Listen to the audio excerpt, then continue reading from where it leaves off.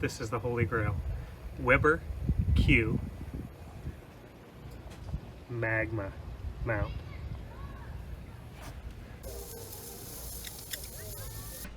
Alright, so I figured out a slick way to adapt these Magma rail mount extended grill brackets to the Weber Q.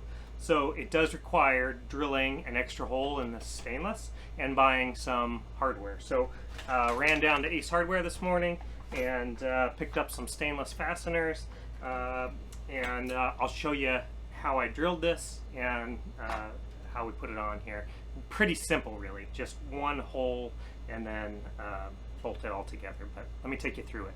So these are the extended horizontal round rail mounts. We're going to adapt them for use with this Weber Q. The way these work is you've got these kind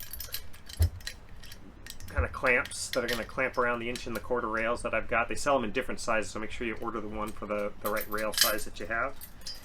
And then it has these kind of built-in, and so you're able to completely take it off the rail without undoing all of the threads and losing that handle in the water, which I'm going to be a big fan of. And then clamps like this right up around that rail, and then tighten it on down. So now we just got to figure out how to put the legs of that Weber like that right onto it.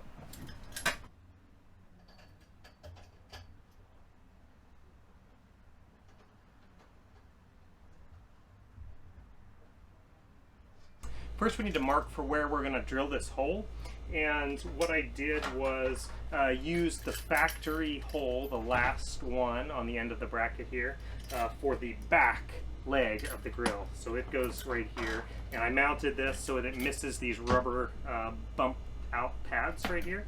So this one will be centered on this foot, and then we need to mark for where to drill this end of this leg. There's a large hole here where you have access to the bolt that holds on the rail mount. So we pop this rubber cover off and then mark for where to drill the hole. And actually this stainless drills pretty easy.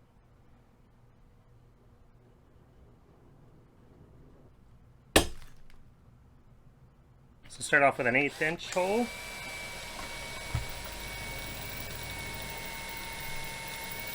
And step it up to 1/4.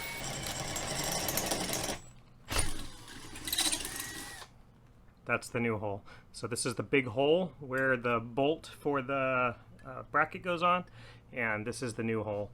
This is the other hole that we're going to use. It's the factory one from the very end, and that's all there is to it. That's all the modification you got to do. We're now ready to drill the holes in the base.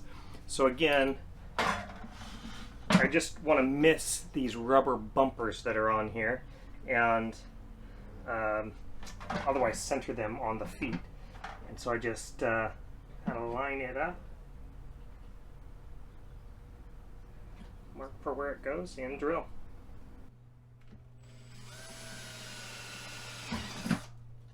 So one of the tough parts is getting the hardware inside the tube.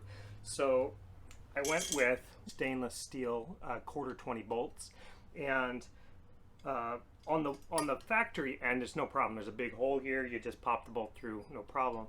On this end, because of how it interacts with the bracket, you can't do a through hole, and so you got to slide this little guy in, get it lined up just right, and pop it out. So it is possible, but it might take you a couple tries.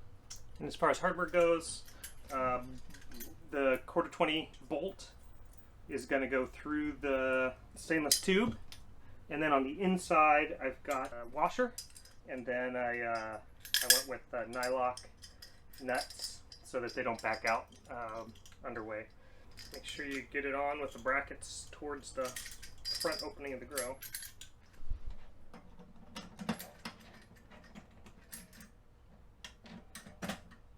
Lines up perfect. The washer and the nuts. This end is easiest because it's got access, so you can use a ratchet.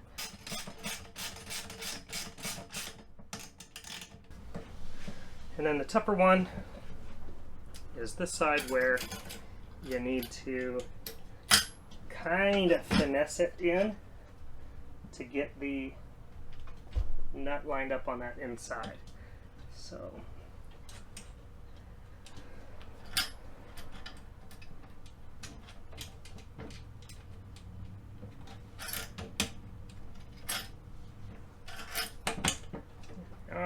so to tighten this second side, you need to get it started and then jam a screwdriver in this end to hold the top of the nut from rotating while I grab or the bolt from rotating, and then I grab the wrench for the nut side here. So slow going, but that's what you got to do.